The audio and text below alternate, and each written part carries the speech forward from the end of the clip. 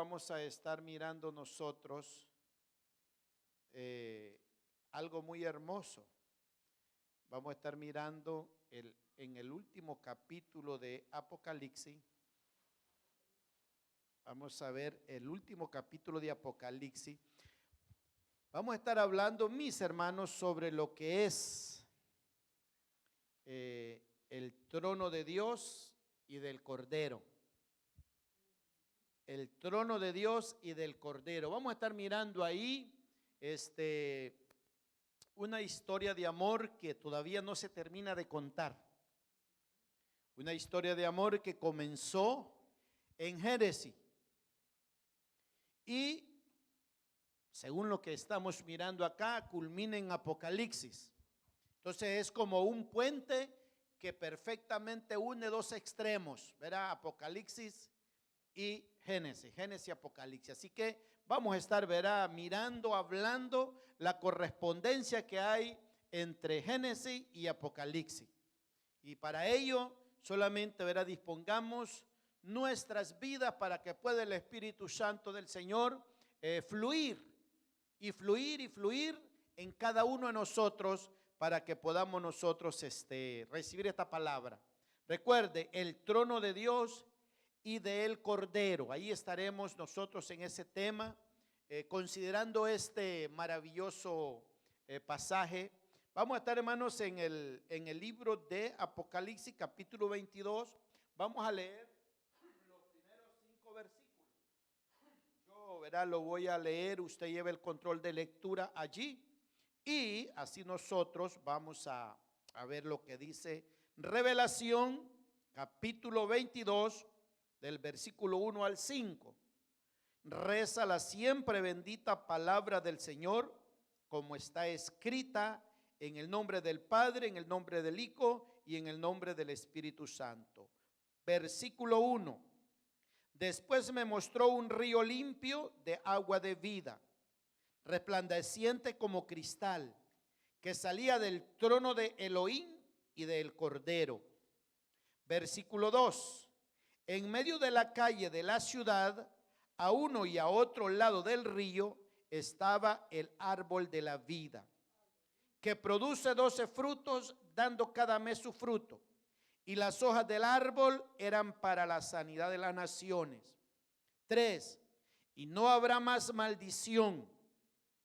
Y el trono de Elohim y del Cordero estará en ella, y sus siervos les servirán. 4. Y verán su rostro, y su nombre estará en sus frentes. 5. No habrá allí más noche, y no tienen necesidad de lámpara ni de sol, porque Elohim Adonai los iluminará, y reinarán por los siglos de los siglos. Así que vamos a estar hablando sobre esta historia maravillosa. Recuerde que una de las primeras cosas que tenemos que contemplar es lo que ocurrió.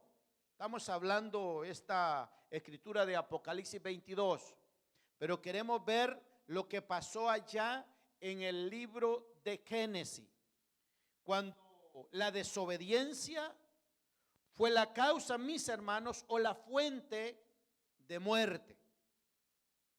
En el Edén, eso fue causa de muerte, la desobediencia de nuestros padres. Y esto llevó a que el hombre se separara de la fuente de la vida. Usted sabe, verá, que es Dios. Entonces dice, verá, en Apocalipsis 22, lo que el versículo 1 dice: después me mostró un río limpio de agua de vida, resplandeciente como cristal. Dice que este río salía del trono de Dios y del Cordero. Ahora, vamos a Génesis, que también, verá, es otro monte, otra montaña. Este capítulo 22 de Apocalipsis nos está describiendo la Jerusalén, la nueva Jerusalén celestial. ¿Y que salía de el Edén? Dice que salía un río que regaba el huerto. ¿Qué es lo que sale de del trono también del trono del Cordero y de Dios, dice que sale un río, el río de vida. En el Edén allá también salía ese río y regaba todo el huerto en 4 ríos que se dividía. Eso lo encontramos ahí. Pero como la desobediencia en el huerto del Edén causó muerte e hizo que el hombre se separara de la fuente de la vida, ya ahí comenzó el problema. Ya ahí aconteció la gran dificultad. Pongámonos nosotros a analizar en detalle ese acontecimiento que ocurrió allá hace tantísimo tiempo. ¿Puede imaginarse usted que todo anda bien? Bueno, todo bien. Adán y Eva teniendo comunión permanente con el Señor. Los entendidos creen y dicen que cada sábado el Señor venía como visita a hablar personalmente con Adán y Eva. A Adán y Eva lo atendían personalmente cuando no habían caído querubines, arcángeles, serafines. Esos eran los que los atendían a ellos. Adán y Eva antes de pecar, es posible que cantaban o alababan junto con estas entidades divinas al Dios del cielo. Se podría imaginar que Adán y Eva tuvieran el privilegio de quizás ver o que ellos estaban, los querubines, los arcángeles estaban adorando a Dios, o los ángeles, o toda la sociedad, verá, divina ya, alabando a Dios. Y se podría imaginar usted que Adán y Eva se unieran a esa alabanza. Se podrá imaginar usted lo maravilloso que podría ser para ellos, que era normal, pero desobedecieron. Y ahí todo cambia. Y en la desobediencia ya ellos ya no pueden ver a Dios. Ya cuando han fallado ya no pueden tener esa intimidad con Dios, porque Isaías dice que vuestras iniquidades han hecho ocultar el rostro de Dios y de nosotros. Entonces sí necesitamos como el desenlace de esta historia, de lo que estamos hablando de Génesis, se termina de contar la historia de amor esta, porque es una historia de redención. Entonces me imagino que cuando ya ellos desobedecen, ya comenzó en el huerto del Edén, comenzó a surgir el dolor y el lloro, que no era normal. Lo normal era estar a tiempo. Lo normal era ver siempre luz. Nunca había oscuridad, no había noche. Porque dice acá que no va a haber necesidad de luz, ni de esto, ni del otro, porque el mismo Dios dice, es el mismo estado que Dios quiere que recupere el hombre. Lo que perdió Adán en el huerto del Edén, lo recupera Cristo en la cruz del Calvario. Y por eso es que hay que ver cómo se relaciona esta historia de Génesis y Apocalipsis. Entonces ya cuando llega la desobediencia y comienza el hombre a saber lo que había pasado, me imagino que ya bajo el dolor, bajo el llanto, en el huerto del Edén, se da cuenta el Señor de que ya había pasado. El Señor sabe qué va a pasar mañana con usted y conmigo, si le vamos a fallar. Ajá, pero si el Señor sabe, ¿por qué no lo impide? No, porque Él nos ha dado a nosotros el libre albedrío, la libertad libre. Él nos ha dado el libre albedrío.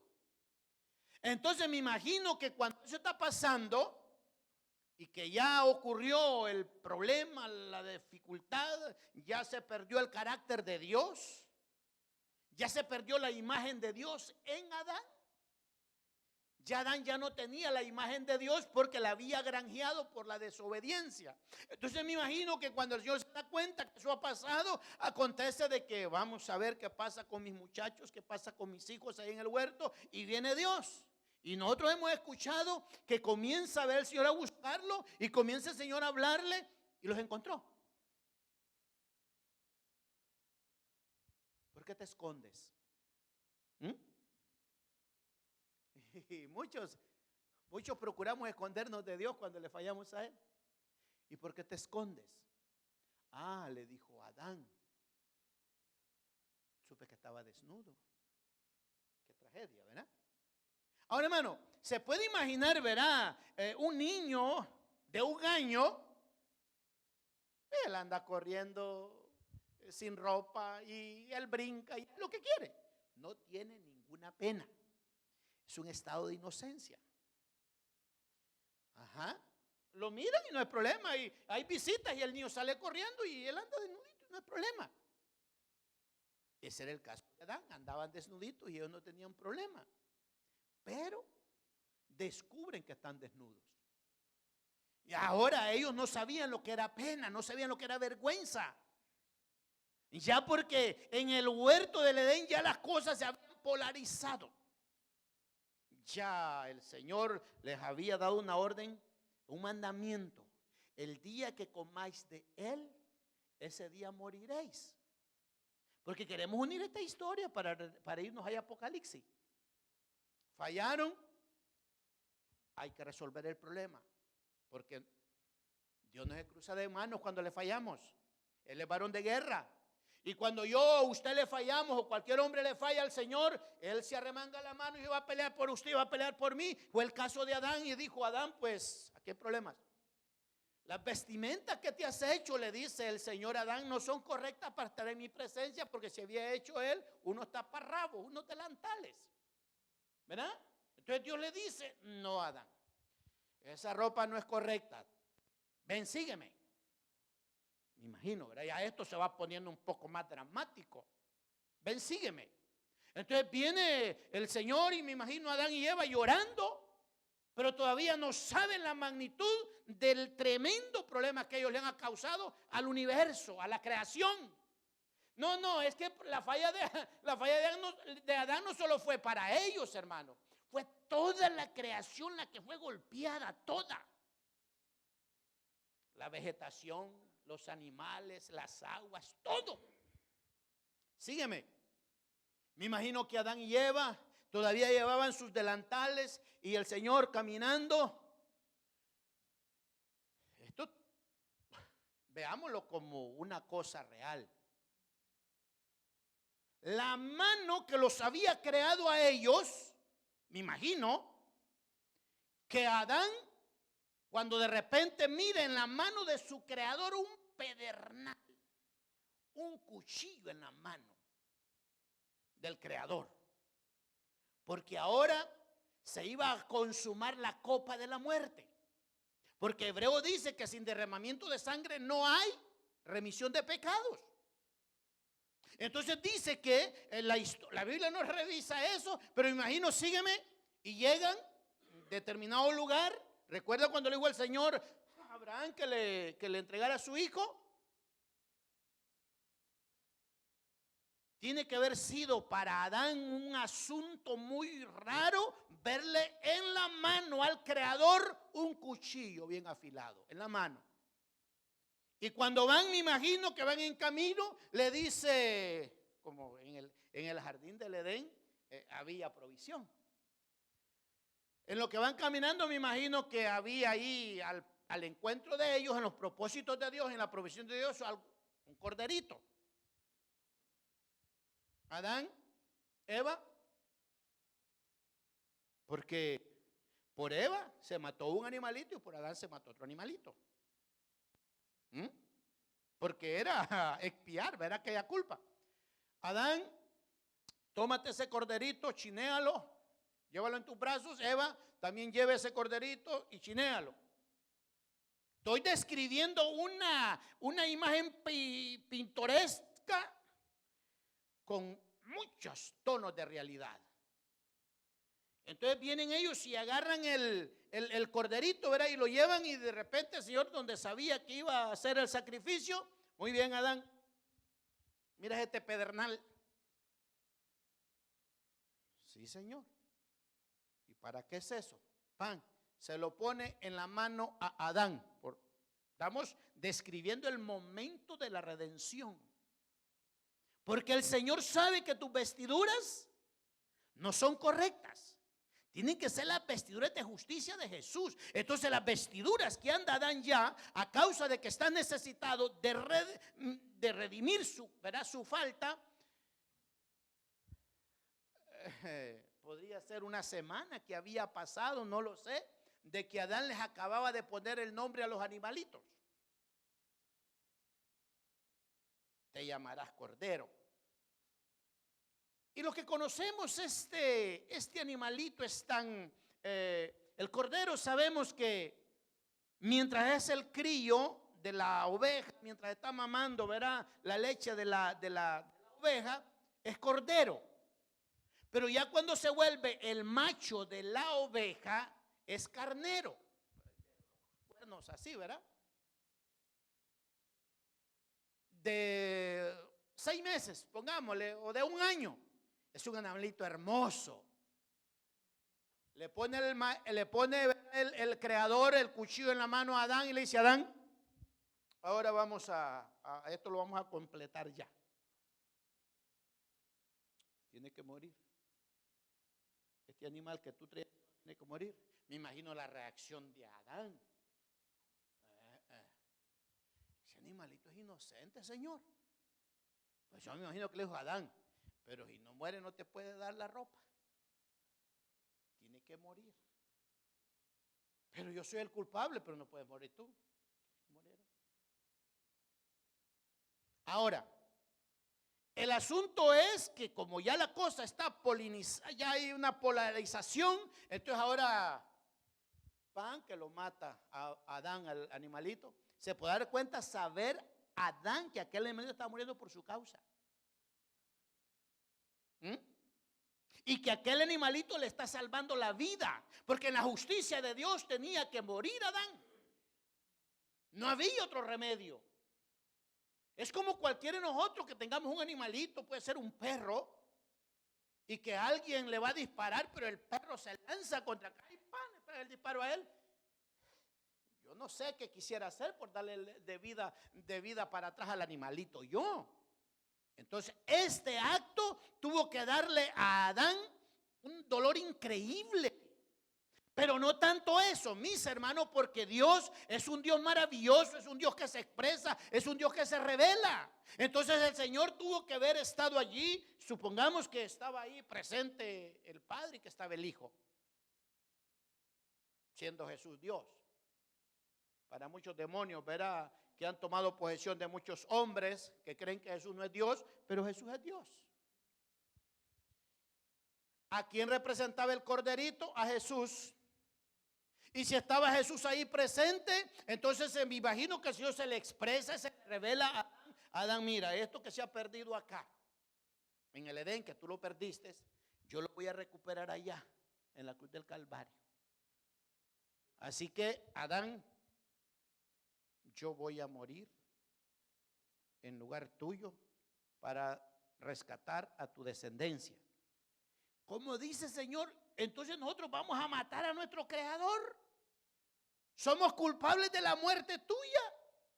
Ahora ya se está dando cuenta Adán el tamaño del problema de su desobediencia. Y vamos a ver si eso no es así. Usted y yo le dimos muerte a nuestro Dios. Usted y yo lo clavamos en la cruz del Calvario, así, siendo directos.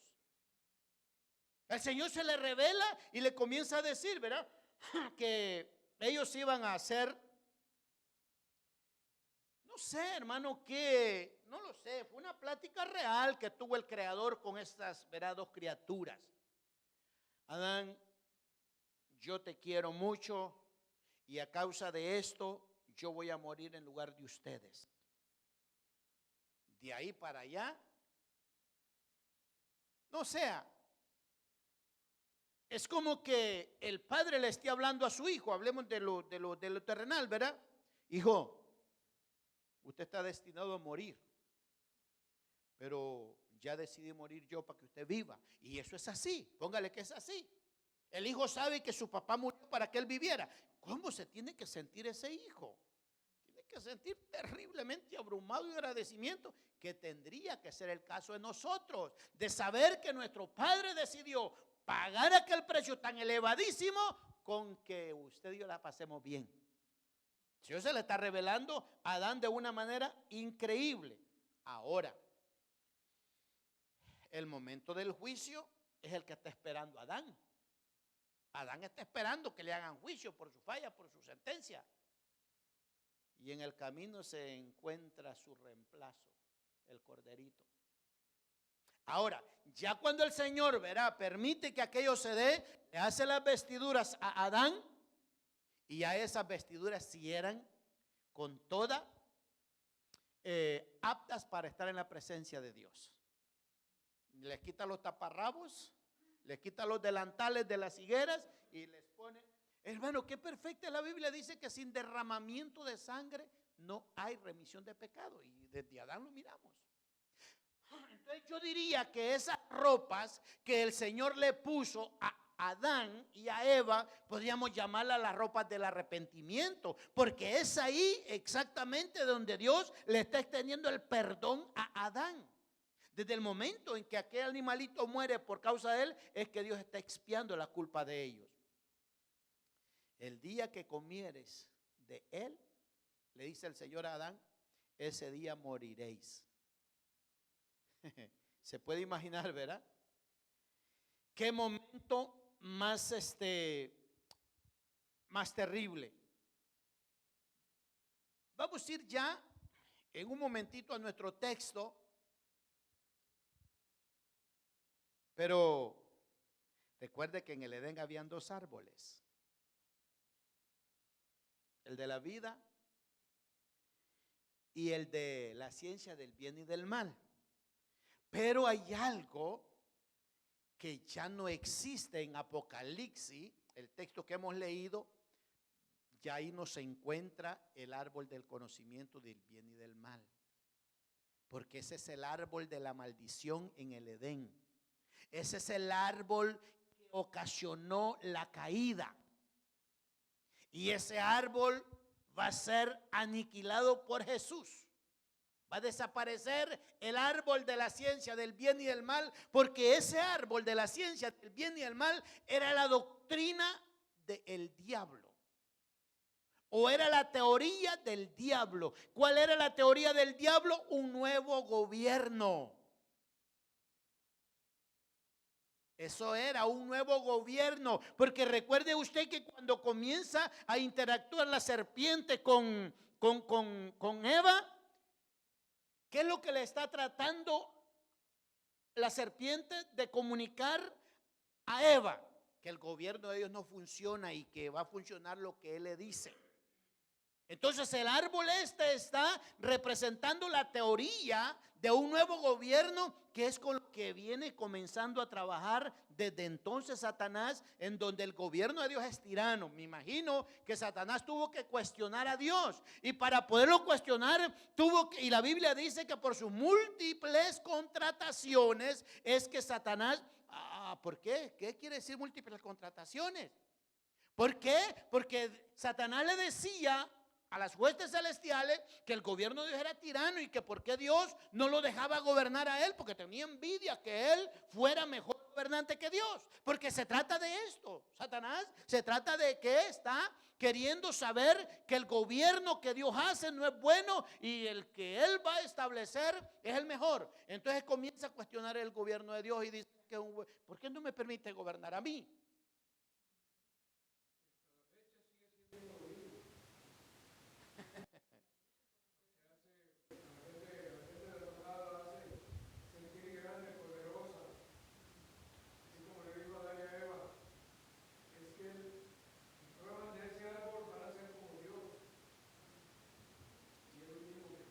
Entonces estamos hablando de que desde allá está trabajando acá, de que desde allá es lo mismo de acá. Y ahora, si nos pusiéramos ahí, ¿se ha dado cuenta usted una doctrina o una teoría que le llaman el nuevo orden mundial?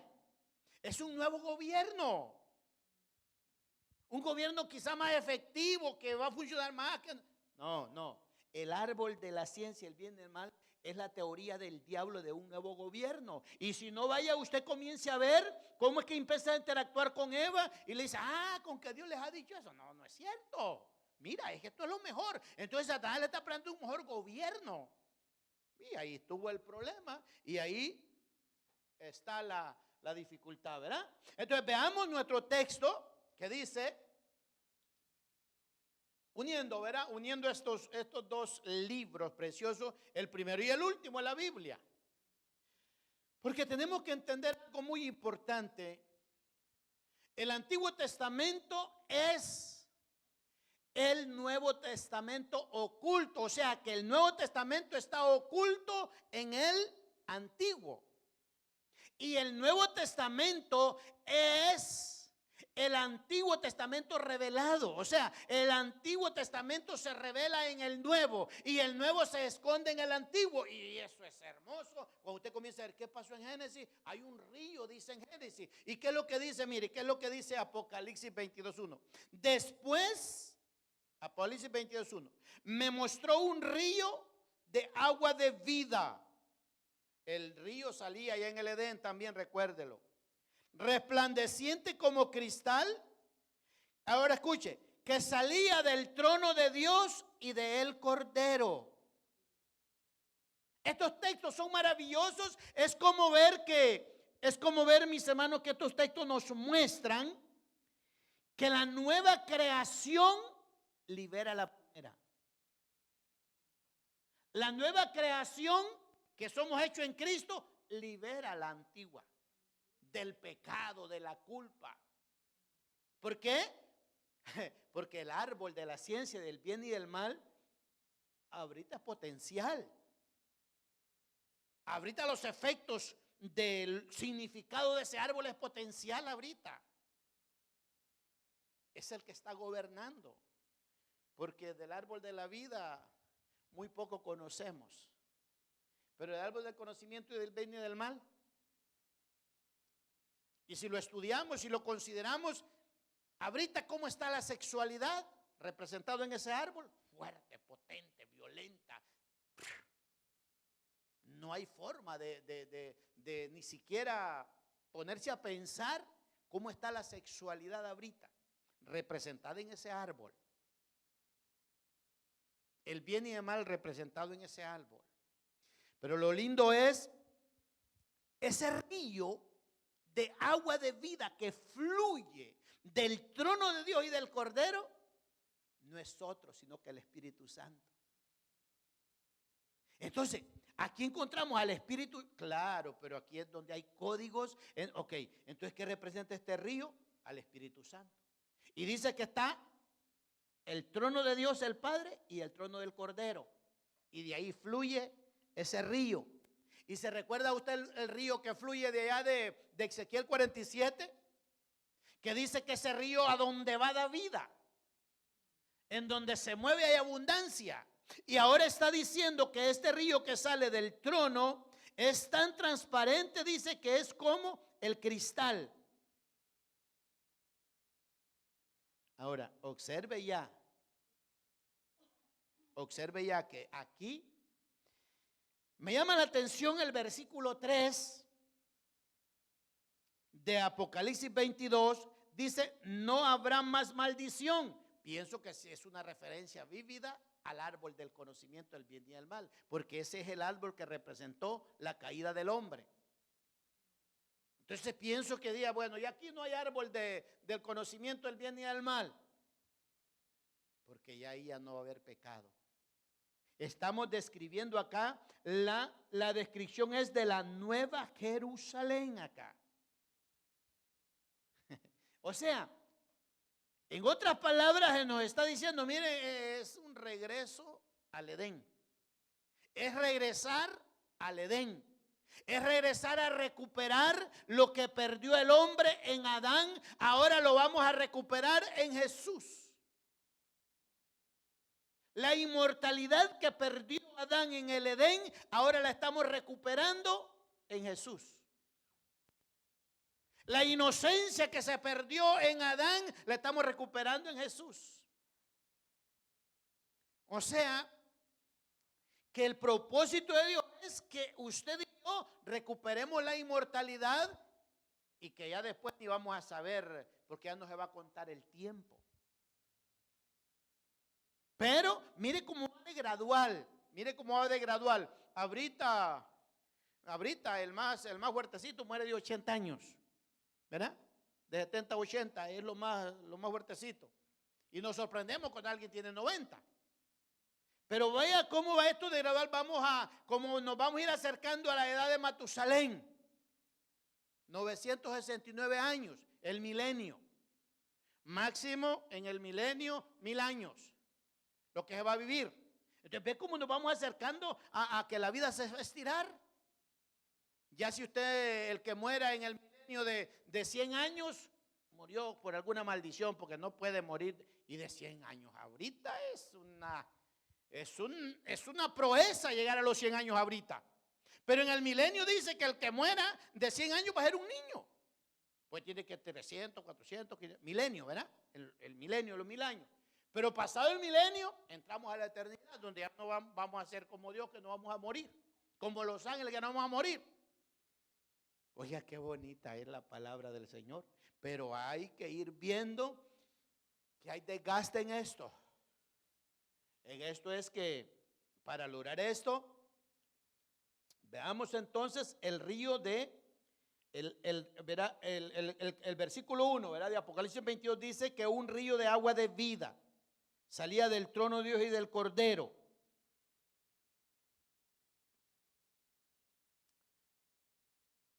Ahora, hermano, por favor, veamos algo que sea el Espíritu Santo exaltado.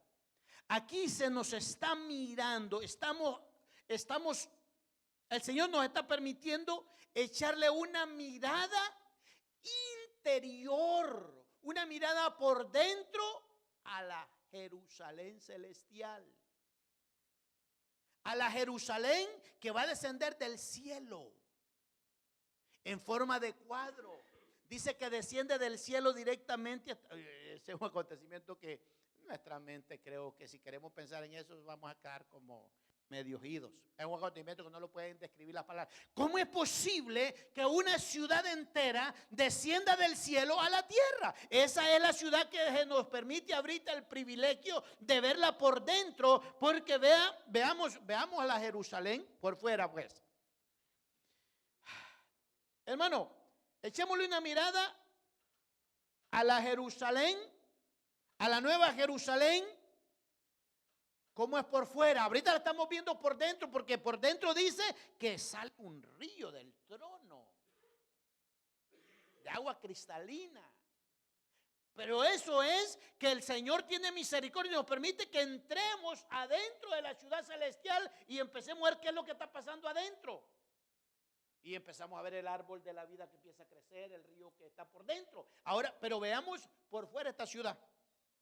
Vamos, estudiemos la palabra. Vamos, oremos, clamemos, porque esto es para usted y para mí. Pero el diablo no quiere que estas bellezas las tomemos nosotros. Veamos, este es el privilegio. Apocalipsis 22, ¿verdad? Del 1 al 5, esos escasos 5 versículos, nos están permitiendo que miremos por dentro allá. Veamos la ciudad esta por afuera. Una mirada exterior. Apocalipsis 21, vamos a leer del 16. Vamos a ver entonces, porque estamos mirando la nueva Jerusalén que desciende del cielo. Oiga, hermano, qué privilegio de entrar por adentro y mirarla. Ahora miremosla desde afuera. Echémosle una mirada exterior por la parte de afuera, del versículo 16 al 23. La ciudad se hallaba establecida en cuadro y desciende desde el cielo a la tierra. Y su longitud es igual a su anchura. Y él midió la ciudad con la caña, 12,000 estadios. La longitud, la altura y la anchura de ella son iguales. ¿Qué medidas más simétricas? Estamos mirando entonces ahorita a la nueva Jerusalén por fuera, porque queremos ver por fuera. Ahora la estamos viendo por dentro, pero vamos a ver, vamos a seguirla viendo por fuera. El versículo 17. Y midió su muro 144 codos de medida de hombre, la cual es medida de ángel. 18. Escucha la ciudad a la cual vamos a entrar, a poseer, a recuperarla. Oiga, hermano, es que lo que se perdió en Adán sí fue tremendo, pero es no sé cuántas veces superior a lo que recuperamos en Cristo. Mire la ciudad que nos hace recuperar, lo que nos hace poseer Jesús. 18. El material de su muro era de jaspe, pero la ciudad era de oro puro, semejante al vidrio limpio. Estamos mirando esa ciudad que le corresponde a usted y a mí por la sangre de Jesús. 19. Y los cimientos del muro de la ciudad estaban adornados con toda piedra preciosa. El primer simiente era jaspe, el segundo zafiro, el tercero ágape, el cuarto esmeralda, el quinto ónice, el sexto cornalina, el séptimo crisólito, el octavo berelio, el noveno topacio, el décimo crisopraso, el undécimo jacinto, el duodécimo. Oiga, hermano, 12 piedras preciosas como material de construcción. Oh, no. Es que hablar de esto es maravillarnos. Oiga, y saber que es en la ciudad en la cual usted y yo vamos a vivir. Porque esta ciudad va a descender del cielo cuando ya el milenio haya pasado.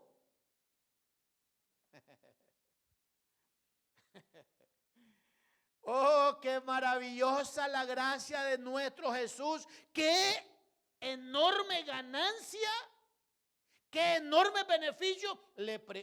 Y vamos a seguir viendo. Y no es todo, ¿verdad? Hermano, es que, ay Dios, es que como yo creo que esta palabra es para nosotros, se podrá dar cuenta usted y yo quiénes somos. Somos gente demasiada. Mire, 21. Las 12 puertas eran 12 perlas. Cada una de las puertas era una perla. Y la calle de la ciudad era de oro puro transparente como vidrio. 22. Y no vi en ella templo, porque el Señor Todopoderoso es el templo y el Cordero. La ciudad no tiene necesidad de sol ni de lámpara que brille en ella, porque el resplandor de Dios y del Cordero es su luz, es su brillo. Ahora, aquí no podemos nosotros ni siquiera pensar qué tipo de luz es, porque solo estamos acostumbrados a conocer la luz del sol. Y si nos apagan el sol, no sabremos qué tipo de luz es esa. ¿Se da cuenta? Una mirada por fuera a la ciudad. Hoy la estamos viendo por dentro, que dice que del trono surge y sale un río limpio y transparente. Ahí miramos al Espíritu Santo, al Padre. Como también hay un montón de locos que creen que como que Dios Padre, Dios Hijo, Espíritu Santo. No, estos son idólatras, tienen varios dioses. Los que no aceptan, ¿verdad? Los que son estrictamente monoteístas. Pero aquí, ese versículo 1 nos está mostrando, el río representa al Espíritu Santo con seguridad. El Padre y el Hijo que ahí están. Ahora, escuchemos entonces el versículo 2, porque vamos a seguir mirando. Vamos a seguir mirando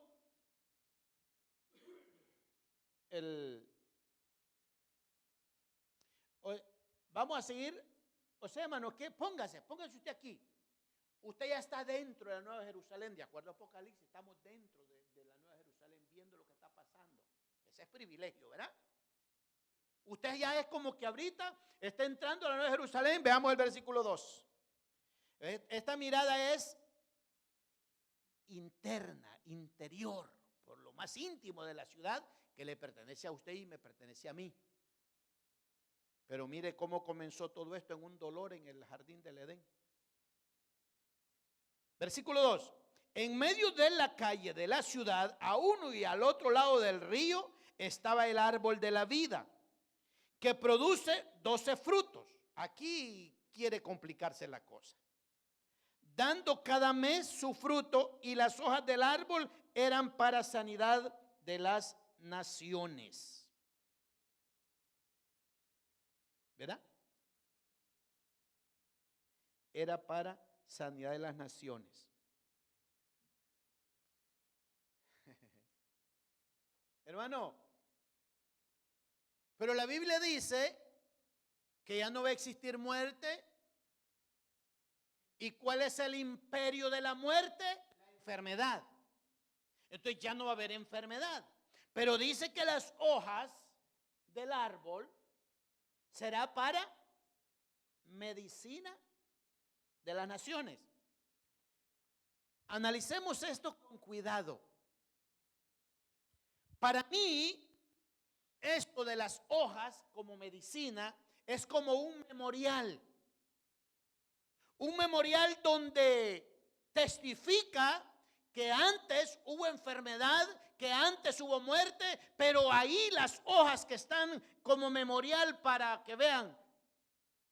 Esas son para, sí, eso es. ¿Recuerda usted cuando pasaron el Jordán? Que el Señor le dijo que levantaran unas piedras y los pusieran allá como memorial de que allí había cruzado el pueblo por el río Jordán. ¿Recuerda usted en el arca del pacto que le dijo que pusieran algunas cosas como sea la vara de Aarón, el maná y las piedras como memorial de que Dios los había sostenido, que Dios los había dirigido? Entonces, si estas hojas están ahí como representando la medicina, es como un memorial, porque cuando alguien llega, oiga, esto es un misterio. Que Dios tenga misericordia de nosotros, pero este es un misterio, hermano. Un naranjo va a dar naranjos hasta que se seque. Pero este árbol de la vida cada mes va a dar un diferente tipo de frutas. No se le come la curiosidad a usted, ¿cómo ha de ser eso? Oiga, ese árbol cada mes va a dar, póngale peras, no lo sé, hablamos lo que conocemos, ¿verdad? Peras, mangos, fruta deliciosa, lo que nosotros conocemos. No es verdad que no hay forma de describir esta situación. Veamos, estamos hablando del árbol de la vida, ¿verdad? Estamos hablando del árbol de la vida. Recuerde que ahí lo que ha sido, ¿verdad? Apocalipsis, ya no existe enfermedad. Las hojas dice que son para sanidad. Vamos a leer Apocalipsis 21:4. Porque tenemos que ir a lo que la Biblia dice. Apocalipsis 21:4, verá atrás el siguiente versículo, porque vamos a comprobar que ya no va a haber enfermedad. Entonces, esto tiene que ser, estas hojas tienen que ser como un recordatorio, que antes había muerte, que antes había enfermedad, pero esas, mira, están para recordarte eso. 21:4 de Apocalipsis. Enjugará Elohim toda lágrima de los ojos de ellos, y ya no habrá muerte, ni habrá más llanto, ni clamor, ni dolor, porque las primeras cosas pasaron. O sea, cuando dice que ya no habrá llanto, que no habrá muerte, ahora, porque se muere la gente, porque se enferma. Entonces, pero veamos lo que dice Isaías 25. Miremos lo que dice Isaías 25, como un poco más certero acá. Porque sí, hay como mucha fuerza para pensar que esas hojas van a estar como memorial de que antes había habido enfermedad.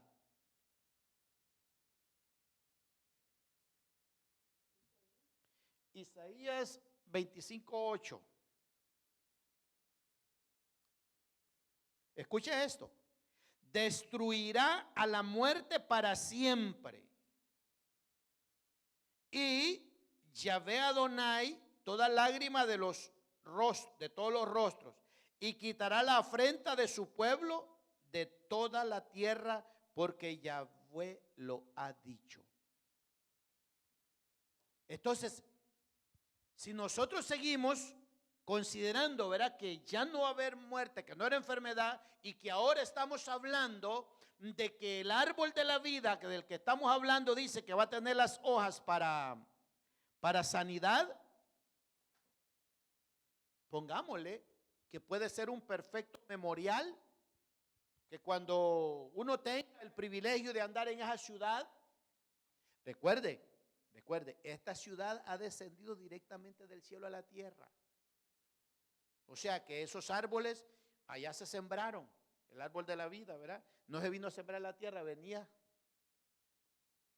y dice que era cuadrada, toda tiene una medida.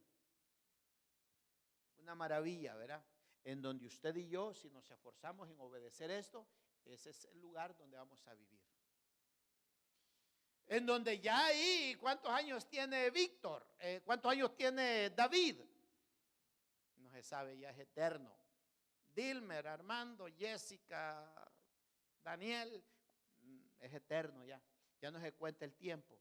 Por eso creemos, con esa precisión, de que estas hojas van a estar ahí como un memorial de que antes había enfermedad, de que antes había muerte, y cuando vayamos, si escuche, hermano, escuche, las hojas están ¿en qué árbol? De la vida. Recuerde que es las hojas del árbol de la vida. Me imagino que ahí podría estar como representado el árbol del conocimiento del bien y del mal, en las hojas. Podría estar representado ahí porque veamos el versículo 3. Veamos el versículo 3. Esas hojas podrán representar el árbol del conocimiento del bien y del mal, porque ese es el árbol que hizo que la humanidad caera.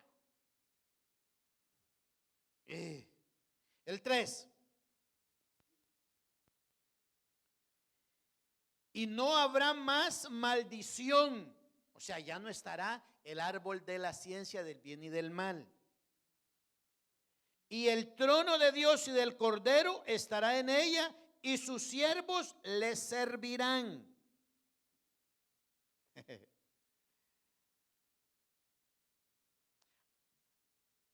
Ahora,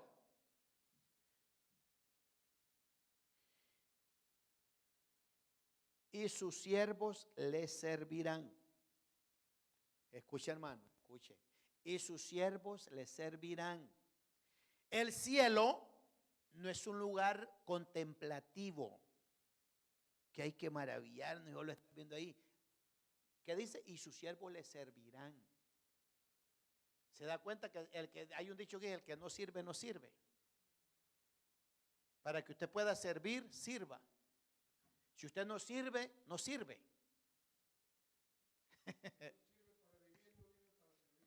¿Ve usted este filósofo cómo está aquí? ¿Cómo es? ¿Cómo es?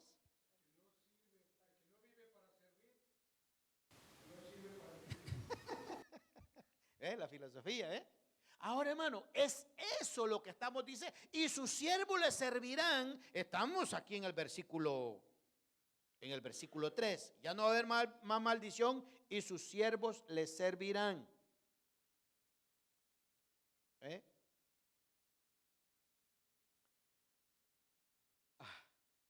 ¿Por qué dice que el trono de Dios y del Cordero estarán allí, en el centro de la ciudad? Por una causa. Comencemos, que el Señor reprenda al diablo. Comencemos por el diablo. El diablo no ha reconocido la soberanía de Dios. Sigamos. ¿Y usted cree que el hombre ha reconocido la soberanía? Los dos no han reconocido la soberanía de Dios. Ni el diablo ni los hombres han reconocido la soberanía de Dios. Pero aquí llegó el momento en donde ahora sí va a gobernar Dios. En donde ahora sí el soberano es Dios. Siempre ha sido el soberano. Pero como el diablo se la ha llevado de que es grande, y no digamos el hombre. Yo pienso, hermano, que los hechos del hombre ya sobrepasaron al diablo.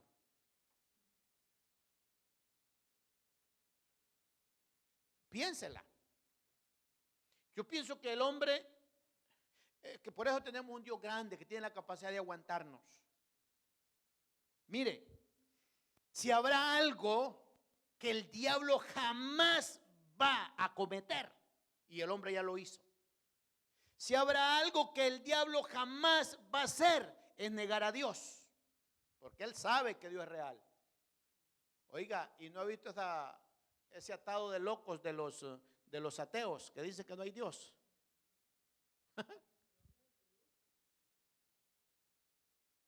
Y dice la Biblia, mire cómo trata la Biblia a los ateos. Dice el necio, en su corazón no hay Dios. ¿Eh? Eso jamás lo va a cometer el diablo, de negar a Dios. Pero el hombre se mofa. Si usted encuentra un ateo, qué personas estas más desagradables, ¿verdad? Hablamos en el término como hombre, pero Dios está interesado en todos. Entonces aquí vemos que ese versículo 3, y no habrá más maldición, pareciera que es una referencia directa al árbol de la vida y al árbol de la ciencia del bien y del mal, y pareciera que las hojas que están para medicina fuera como un memorial del árbol del conocimiento del bien y del mal, que ya no va a haber enfermedad, que ya no va a haber muerte, pero esas hojas te lo recuerdan. Si no, vea usted, cuando el Señor le dijo a Moisés, mira, le dice, para memorial, le dice, le metes a la arca ahí la vara de Aarón, el maná, y también le dice las tablas de la ley. ¿Para qué? Para que supieran que Dios había estado en control de aquella situación. Entonces, verá, esa es una de las cosas en las cuales podemos ver. Ahora, y sus siervos les servirán, es lo que dice el versículo 3. Y sus siervos les servirán.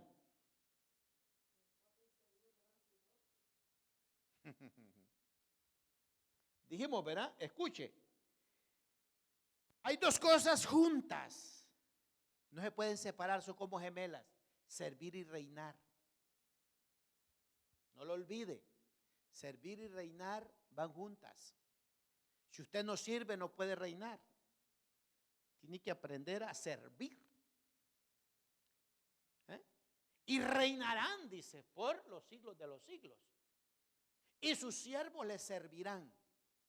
Entonces, servir y reinar son como gemelos, no se pueden separar. No puede pensar usted que si no sirvió aquí en la tierra, ¿cómo va a ir a reinar allá? Los empiezo como que ya quieren correr. Vean, versículo 4. Esto está maravilloso. Escucha esto. Y verán su rostro y su nombre estará en su frente. Qué honor más elevado para un servidor de Dios. Qué honor más elevadísimo de que le podamos ver su rostro. Privilegio que se le negó a Moisés, al gran Moisés. Se le prohibió que no podía ver el rostro. Pero allá todo el mundo le va a ver el rostro. Dice aquí la Biblia. Y verán su rostro y su nombre estará en su frente. Ahora, ¿recuerda usted los 144,000 sellados de Apocalipsis? Es un sello. Y llevaremos su nombre en la frente, donde todo el mundo vea, esta es propiedad de Dios. Esta es propiedad del Altísimo, este le pertenece a Él, este es intocable, este es privilegiado, estos son los que mandan, estos son los que tienen el poder, estos tienen la autoridad. Es un sello.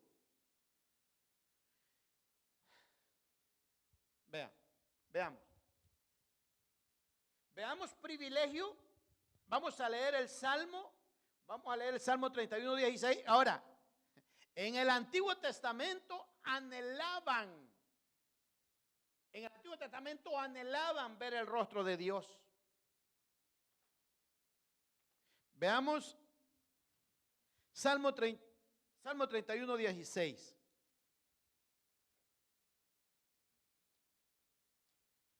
Porque vamos a estar mirando acerca, ¿verdad? Porque dice que miraremos su rostro. Entonces, para que no se ponga usted, verá, desesperado. Salmo 31:16. Haz resplandecer tu rostro sobre tu siervo. Haz resplandecer tu rostro. ¿Por qué?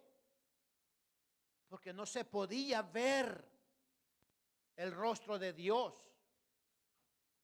No se podía ver.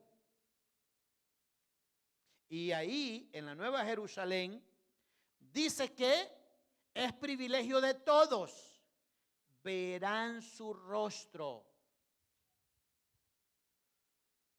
Veamos Veamos lo que pasó con Moisés.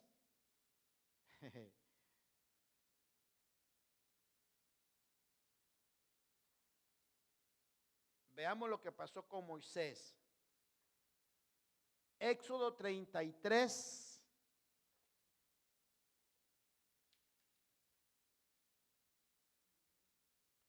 Vamos a ver Éxodo 33, del versículo 20 al 23. No, 31:16, sí. Ajá, ¿cuál dice? Pues sí, esa es.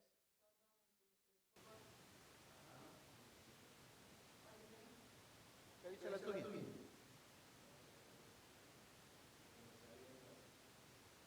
Pues será Génesis o Apocalipsis.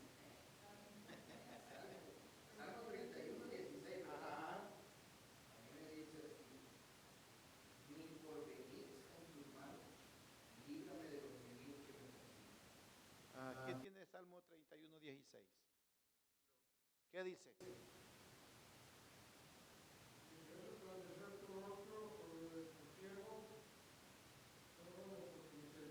Ahí está. A resplandecer, o sea, es como, quiero verte. Ajá, sí, sí. Ahora, hermano, en la Nueva Jerusalén, el más elevado privilegio suyo y mío, hermano, es ver el rostro de nuestro Dios, de nuestro Creador. Está diciendo eso la Biblia. Ahora, veamos este privilegio que no lo tuvo Moisés. Moisés. Capítulo 33, del 20, versículo 20 al versículo 23. Dijo más, está hablando el Señor a Moisés, ¿verdad? No podrás ver mi rostro, porque no me verá hombre y vivirá. Y dijo aún Yahweh, he aquí un lugar junto a mí, y tú estarás sobre la peña.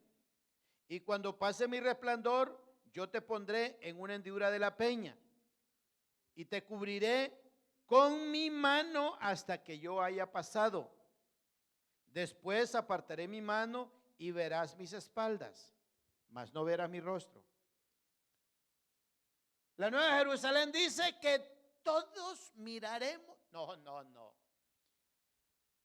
Esto parece que hasta se puede parar el corazón porque es algo tan emocionante, es algo tan íntimo, es tener comunión, es tener compañerismo íntimo con nuestro Creador. Pero usted sabe lo que implica, el reto que implica todo esto. ¿Se puede imaginar? Dice que lo iba a cubrir con un especial cuidado el Señor a su siervo, porque si él se descuidaba y Moisés lograba ver el rostro, ahí nomás lo desintegraba, ahí nomás desaparecía. Ahora veamos, porque es que no le podemos ver rostro al Señor. Isaías 59, esta historia de amor es maravillosa. Isaías 59, 2.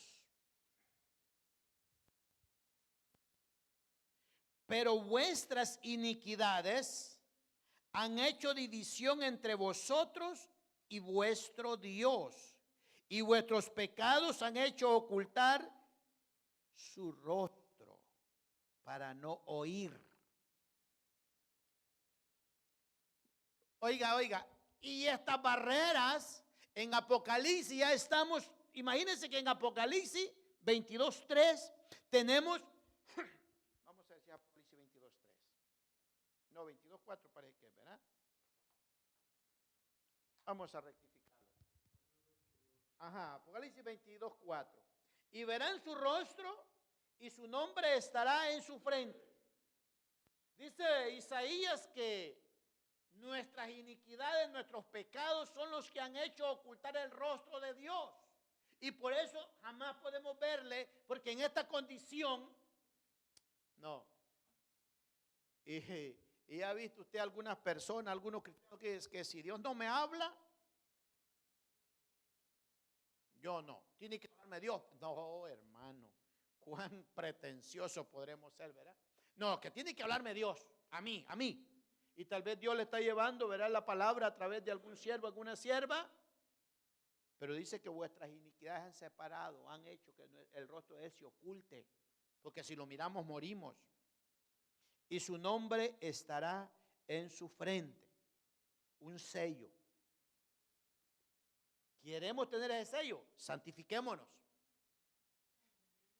Santifiquémonos si queremos tener el sello. Si no, vaya usted, verá Isaías 14, donde está, verá los 144,000 sellados.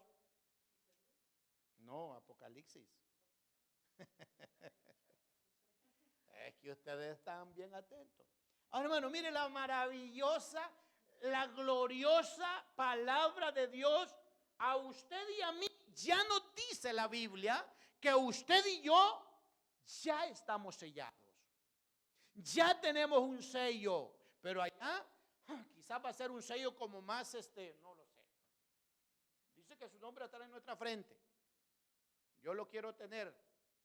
Jesús, Yahweh, Espíritu Santo, el Todopoderoso, tantos nombres, ¿verdad? Con los cuales nosotros estamos familiarizados en su grandeza. ¿Cuál será el nombre? Bueno, en oro. Pero veamos, ahorita ya estamos sellados, ya usted tiene un sello. Y ese es el sello que el diablo quiere violentar, lo quiere. Un sello es de propiedad que le pertenece a alguien. ¿Cuál? Dice que todo el mundo lo va a tener en la frente para que lo vean. Podrá ser también.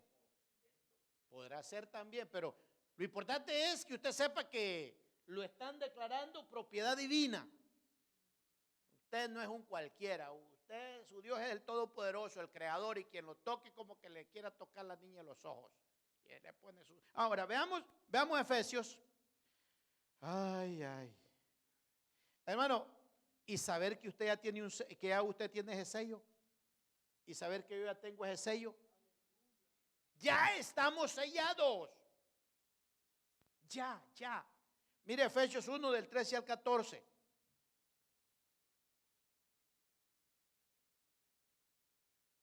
Escuche. Versículo 13 de Efesios 1.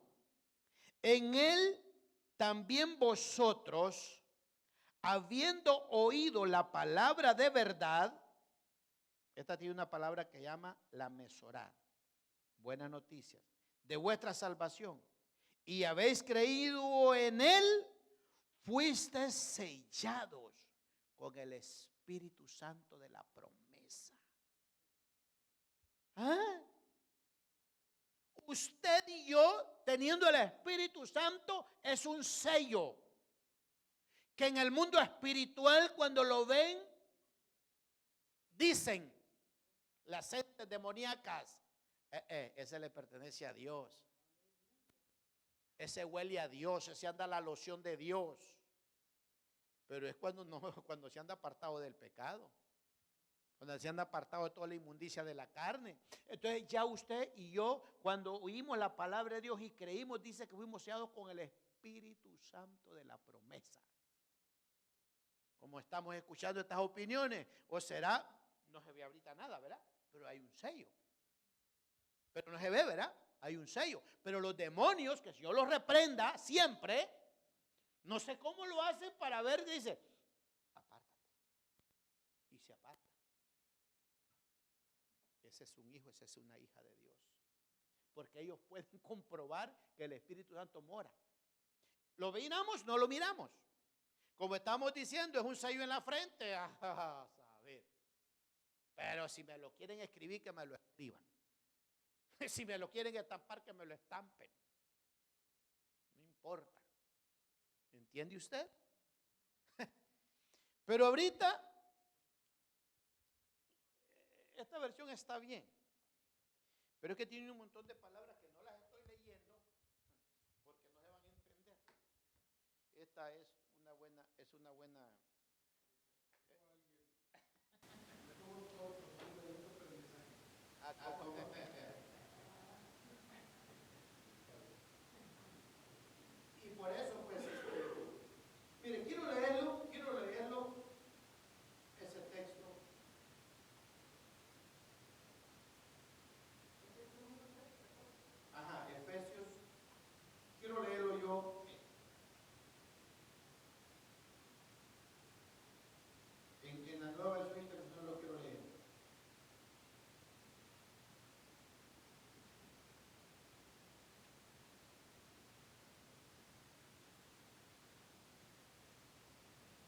En él también ustedes, cuando oyeron el mensaje de la verdad, el evangelio que les trajo la salvación y lo creyeron, fueron marcados con el sello que el Espíritu Santo prometido.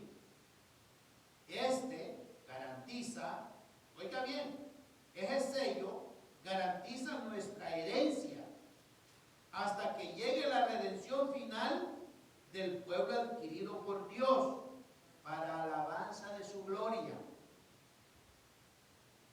Es un sello que ya lo tenemos. Pero luego estamos, ¿verdad? En Apocalipsis 22.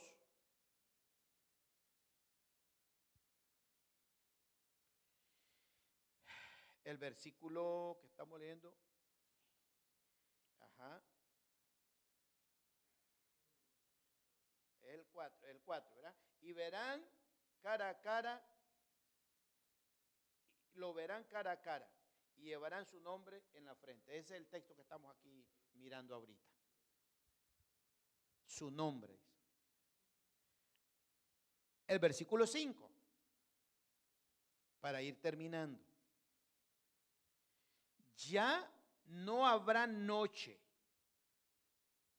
no necesitarán luz de lámpara ni de sol, porque el Señor Dios los alumbrará y reinarán por los siglos de los siglos. ¿Se da cuenta? Servir y reinar.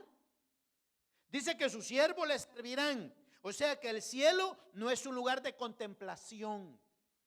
Ay, qué bonito no hacer nada. Ay, a ir a servir. Ay, qué bonito. No, espere, hermano, no permita que estoy viendo ahorita. Sus siervos le servirán. Porque para reinar hay que servir. ¿Entiende usted qué maravilloso es saber que del trono de Dios y del Cordero es porque tanto el diablo como el hombre no han reconocido la soberanía de Dios? Ninguno de los dos. El diablo se ha revelado, el hombre se ha revelado. Pero ahí dice que el Cordero en el templo, ¿verdad? En el trono del Dios y del Cordero, y que el Espíritu Santo fluyendo. O sea que ahí está lindo eso. Ajá. Dice Apocalipsis, verá 22:3, sus siervos les servirán. Y el versículo 7 dice, y reinarán. Servir y reinar son dos términos que no se pueden separar, son gemelos. ¿Se puede ver? Dice Marcos, el Evangelio, ¿verdad? 10:43, que el que quiere ser grande entre vosotros, que sirva. Si alguien quiere ser grande, dice, sirve. Si no sirve, no sos grande. ¿Escuchó? Ahora, para terminar, reinar. ¿Qué vamos a reinar? Nunca olvide algo, que esto tiene que, hablamos de Adán. Pero ¿sabe a Adán qué fue lo que le entregó Dios para que reinara? El planeta Tierra. El planeta Tierra era para que Adán lo gobernara, pero se dejó robar la mayordomía por el diablo. Usted posiblemente, o yo, vamos a ir a reinar un planeta solar, una galaxia, una estrella, una constelación. Vamos a ir a reinar. ¿Ah? A montar en la espalda de un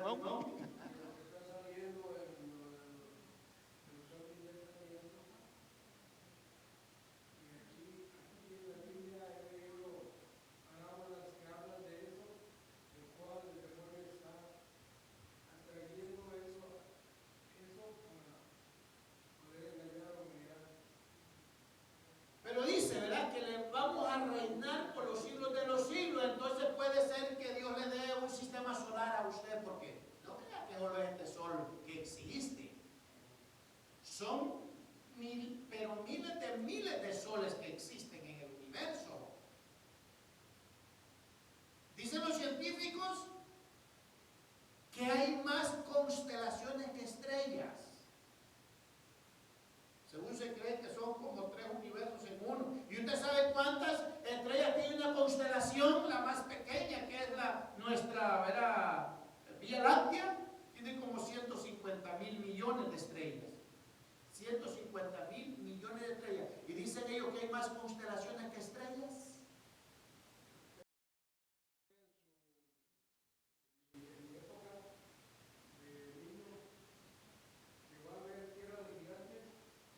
Sí. Sí. Allí es donde yo, desde niño veía el reinado de las hormigas. Yo decía, adentro, si aquí en este pedacito hay una población que somos nosotros en la tierra, ¿qué hay más allá? La Biblia dice, oiga lo que dice la Biblia, que las naciones son como nada en su presencia. Las naciones son como nada en su presencia. Y se da cuenta que usted comienza a hablar de las naciones, se queda atarantado y dice, no es como nada para mí. Se da cuenta de esa magnitud de Dios que, según los científicos, dicen que hay más constelaciones que estrellas. Y solo una constelación de la más pequeña, la nuestra, la Vía Láctea, tiene 150.000 millones de estrellas. Y hay más constelaciones que estrellas. ¿Se da cuenta lo infinito de todo esto?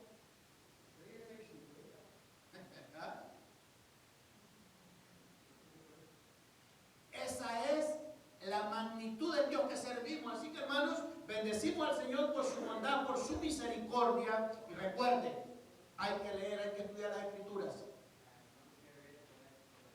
Vamos a ver.